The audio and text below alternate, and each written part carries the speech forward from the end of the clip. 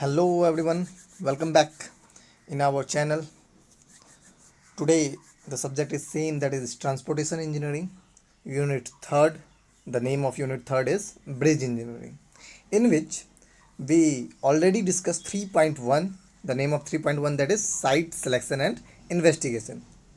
Under the site selection and investigation, we covered up a number of topic.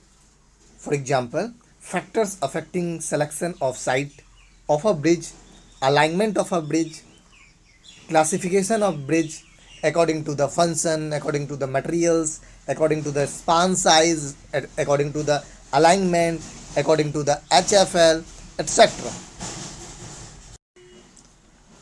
Okay. Or now the today's topic is 3.2, that is component part of a bridge. Component parts of a bridge. We will discuss in our lecture plan and sectional elevation of a bridge showing components parts of a substructure and superstructure. ठीक है, ये हमारा 20वां lecture है transportation engineering के ऊपर, जिसमें हम लोग यूनिट 3 को कवर अप कर रहे हैं. यूनिट 1 और यूनिट 2 कंप्लीट हो चुका है, जिसका नाम है यूनिट 3 का ब्रिज इंजीनियरिंग, जिसके अंतर्गत हम लोग 3.1 जो साइट सिलेक्शन एंड इन्वेस्टिगेशन को जाहिर कर रहा था, परिभाषित कर रहा था, उनको हम लोग पढ़ चुके हैं. आज का टॉपिक है हमारा component parts of a bridge, जो कि 3.2 है, जिसमें हम लोग सुपर स्ट्रक्चर के बारे में पढ़ेंगे, सब स्ट्रक्चर के बारे में पढ़ेंगे. According to your syllabus super structure and sub structure दो ही पार्ट को आपको पढ़ना है. फिर भी हम एक और पार्ट को हम पढ़ाएंगे, बताएंगे उसके बारे में कि एक्चुअली क्या होता है, क्योंकि हम लोग सिलेबस के अकॉर्डिंग तो चलेंगे.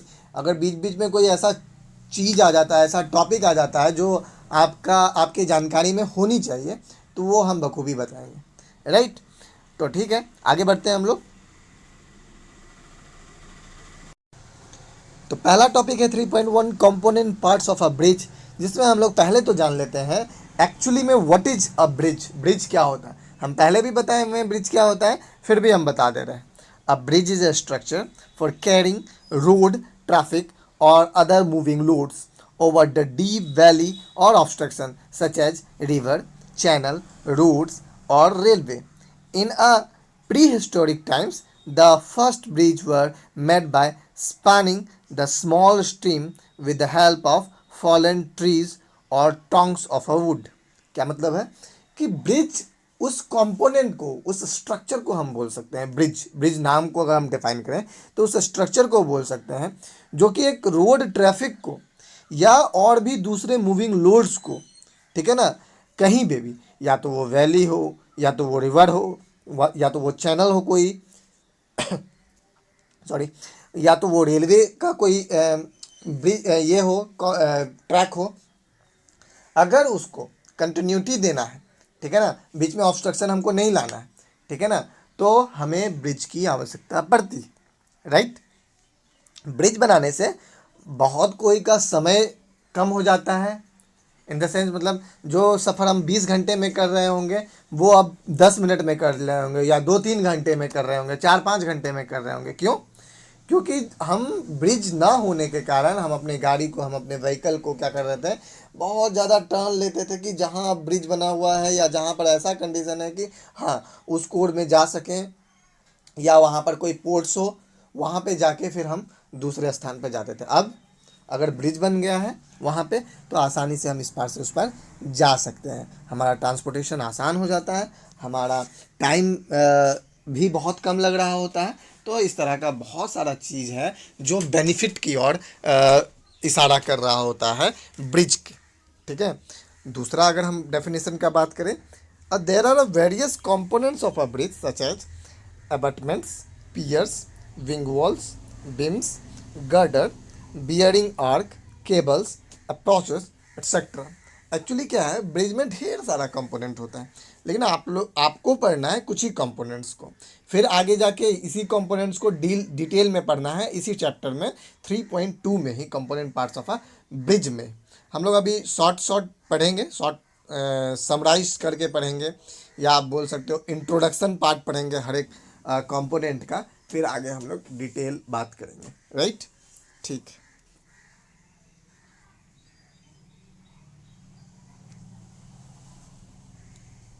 चलिए, एक और पॉइंट आ जाता है, क्या आ जाता है, इम्पोर्टेंस ऑफ ब्रिज।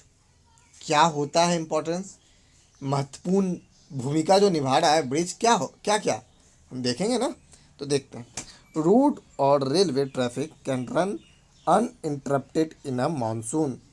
अब मान लो कि बहुत ज़्यादा पानी आ गया, तो आप कैसे जाओगे, पूरा चारों तरफ तो पानी भर जाए। लेकिन क्या होता है, रोड को एक एलिवेट करके बनाया जाता है थोड़ा ऊंचा में, तो वहाँ पानी लास्ट स्टेज में आता है, ठीक है ना। अगर थोड़ा मोड़ा पानी है तो बाजू में लग जाएगा, मतलब बाजू इन द सेंस रोड के बाजू में अगर खेत हो, खलिहान हो, या कोई भी अगर दूसरे जगह हो तो वहाँ पानी लग सकता है। लेकिन रोड पे देखे होगे आप, लास्ट कंडीशन में लगता है। लास्ट कंडीशन मतलब जब ओवरफ्लो होने लग गया। ओवरफ्लो मतलब क्या, एक तरफ का पानी बहुत ज़्यादा हो गया, फ्लड का कंडीशन आ गया, तब जाके रोड के ऊपर पानी आता है। फिर भी व्हीकल चल सकता है, थोड़ा सा अगर पानी आ जाए फिर भी व्हीकल चलता है। आप देखे होंगे कहीं ना कहीं न्यूज़ वगैरह में, ठीक है ना, देखे होंगे न्यूज़पेपर में या न्यूज़ चैनलों में दिखाता रहता है कि कार्स वगैरह या ट्रक वगैरह जा रहे हैं और थोड़ा थोड़ा रोड पे पानी जमा हुआ है, राइट। तो उस कंडीशन में भी बिना इंटरप्ट किए ट्रैफिक आ जा सकता है, ठीक। Next, saving in times and fuels. अब देखो भाई, जो ब्रिज बनने के बाद मेरा 10 से 12 घंटा, ठीक है ना, 10 to 12 आवर्स कम हो जा रहा है उस जर्नी में, तो ऑब्वियस सी बात है टाइम तो कम लगेगा ही, टाइम मेरे पास बच गया।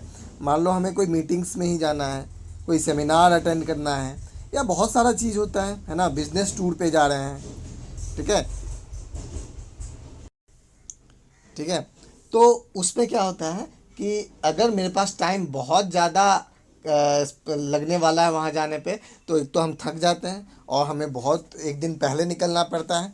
और ब्रिज के कारण हमारा अगर 10 से 12 घंटे कम हो जा रहा है, तो हम उस चीज़ को दूसरे जगह यूटिलाइज कर सकते हैं, उस समय को दूसरे जगह यूटिलाइज। और जैसे टाइम ड्यूरेशन कम लगा तो हमारा ऑब्वियस सी बात है फ्यूल भी कंजम्पशन कम होगा, किलोमीटर्स कम चलेंगे तो कम ही ना फ्यूल कंजम्पशन होगा।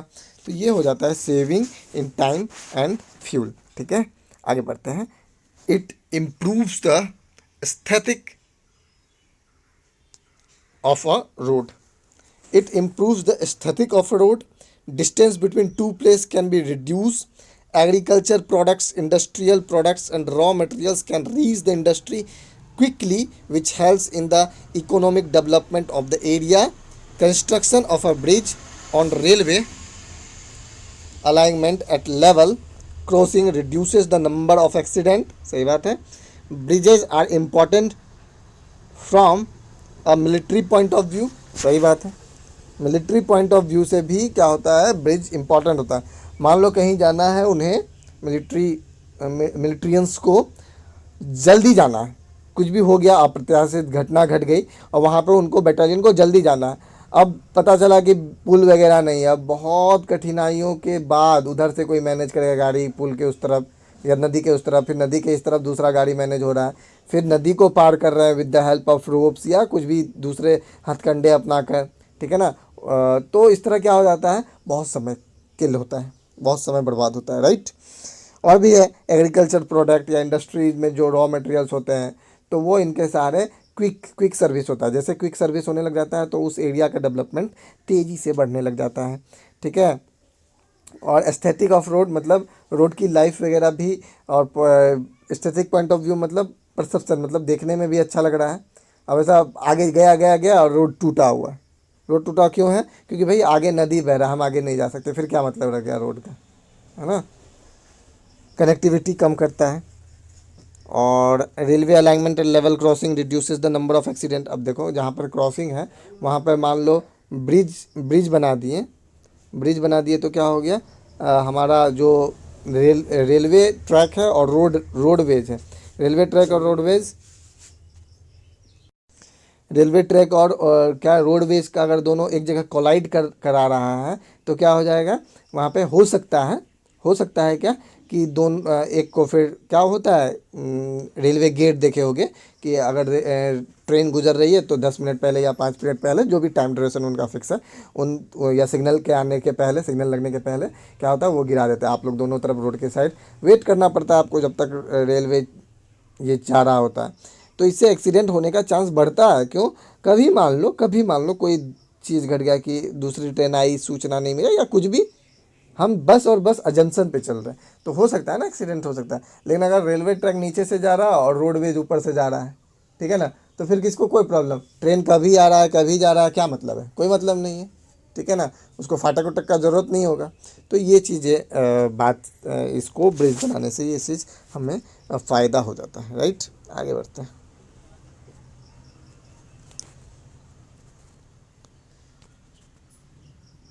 The major parts of a bridge, दो चीज़ों को पढ़ना आपको, सब स्ट्रक्चर सुपर स्ट्रक्चर। एक चीज़ और पढ़ेंगे, एडजॉइनिंग स्ट्रक्चर, ठीक है।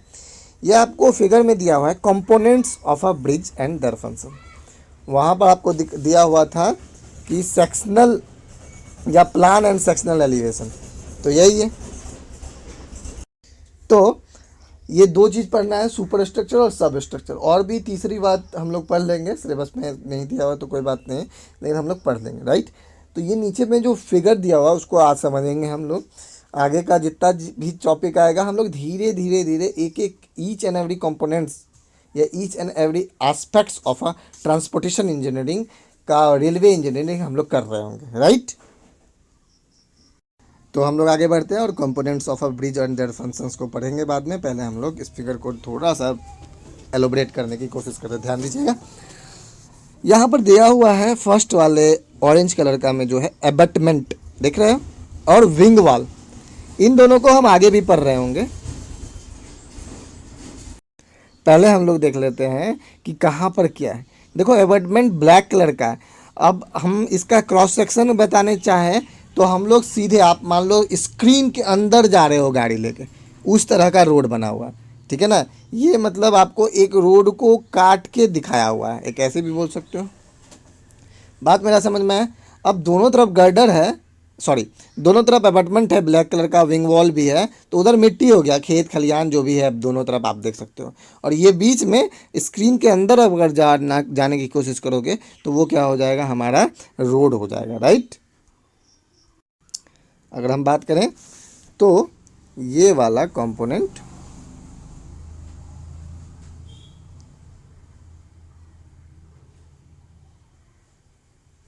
अगर हम बात करें, लेट्स सी, यहाँ से यहाँ इस तरह करके इस तरह वाले डायरेक्शन में क्या है, हमारा रोड जा रहा है, राइट। रोड क्या जा रहा है, हमारा अंदर की ओर जा रहा है, राइट। आगे देखते हैं। ये जो है पर्पल कलर से हम फिल करने की कोशिश कर रहे हैं, ये सीधी दिशा में, ठीक है, इस पे चल रहा है गाड़ी, इस पे गाड़ी चल रहा होता है, ठीक है, इस पे गाड़ी चल रहा होता है, इस पे गाड़ी चल रहा होता है, राइट। ये सीधे दिशा में, बात समझ में आ रहा है मेरा। और ये जो पार्ट है, ये जो पार्ट है, ये खेत खलिहान जो भी है, ठीक है, ये भी पार्ट खेत खलिहान जो भी है, ठीक है। आगे बढ़ते हैं, चलिए। ये जो अभी हमने बताया कि इस तरह का रोड है, चलो ठीक है, वो तो बात समझ में आ गया। अब ऑरेंज कलर का क्या है हम देखते हैं। और ऑरेंज कलर के जस्ट नीचे फाउंडेशन जिसको बोलेंगे, वहाँ पर पाइल है, 3 देख रहे होगे, उसके ऊपर पाइल कैप है। जस्ट स्वाभाविक बात है, पाइल के ऊपर पाइल कैप होगा, पियर के ऊपर पियर कैप होगा, राइट। पाइल के ऊपर देखो पाइल कैप है और पाइल कैप से कनेक्ट है पियर, सिंगल, 3 से आके अब सिंगल हो गया। ये सारा चीज़ सब स्ट्रक्चर के अंतर्गत आ रहा है। सब स्ट्रक्चर के अंतर्गत आ रहा है मतलब जो रोड वेज है, ठीक है ना, जो वे है, उसके नीचे वाले पार्ट को हम लोग सब स्ट्रक्चर के नाम से जानते हैं, ठीक है। उसके बाद देखो पियर है ऑरेंज कलर का, ध्यान से देखो, ठीक है ना। बीच वाले हम कॉलम की बात कर रहे हैं, बीच वाले पिलर की बात कर रहे हैं। तो सबसे नीचे 3 ब्लैक जिसको पाइल बोलेंगे, जस्ट उसके ऊपर ऑरेंज कलर का पाइल कैप लगा हुआ है। Pile cap is directly connected with pier and pier is connected with pier cap. और पियर कैप में गर्डर है, ठीक है ना, और उसके ऊपर हमारा क्या चल रहा होता है, गाड़ी व्हीकल चल रही होती है, राइट। और बाजू का हम बता ही दिए, एबटमेंट है और विंग वॉल है। एक और है येलो कलर का, आप देखे होंगे थर्ड कॉलम में, अगर ध्यान से देखोगे तो एक है बियरिंग। क्या होता है बियरिंग, क्या होता है बियरिंग रबर, हम आगे जो हम लोग डिस्कस करेंगे उसमें हम देखेंगे, राइट। आगे बढ़ते हैं। सबसे पहला वर्ड है substructure. The structure of the bridge below the level of bearings is known as the substructure. वो जो येलो कलर का कैप था, हम फिर से दिखा दे रहे हैं, ये देख लो, येलो कलर का जो है उसको बियरिंग बोलते हैं, और इसके नीचे वाले सारे पार्ट को हम लोग क्या बोलेंगे, सब स्ट्रक्चर। क्या बोलेंगे, सब स्ट्रक्चर। तो सब स्ट्रक्चर का डेफिनेशन है the substructure of a bridge below the level of bearing is known as substructure. और ये क्या क्या कंसिस्ट करता है, क्या क्या रखता है, तो देख लेंगे बाद में। The functions of a substructure is to support the substructure superstructure components and transmit the load safely to the subsoil. कहने का क्या मतलब है कि सब स्ट्रक्चर बियरिंग के नीचे वाला part, the structure of the bridge below the level of a bearing is known as substructure. ठीक है ना। और इसका काम क्या होता है, ये इसका फंक्शन क्या होता है सब स्ट्रक्चर का, सपोर्ट करता है किसको, सुपर स्ट्रक्चर को, सुपर स्ट्रक्चर के कंपोनेंट को सपोर्ट देता है, और लोड कहाँ ट्रांसफर कर देता है, नीचे सब सॉइल में। समझ में आया सब स्ट्रक्चर का क्या एक्चुअली में मीनिंग है, क्या एक्चुअली में वर्क है, फंक्शन है। ठीक है। हम अभी जस्ट बोले कि हम एक एक कंपोनेंट को आराम से पूरे डिटेल में पढ़ रहे होंगे, इसलिए हम छोटे छोटे लेक्चर को डाल रहे हैं आपके सिर्फ और सिर्फ समझने के एस्पेक्ट पॉइंट ऑफ व्यू से। ठीक है ना। तो आज के लिए इतना ही। नेक्स्ट क्लास में हम लोग आगे के कंपोनेंट को पढ़ रहे होंगे, सुपर स्ट्रक्चर को पढ़ रहे होंगे, एडजॉइनिंग स्ट्रक्चर को पढ़ रहे होंगे, राइट।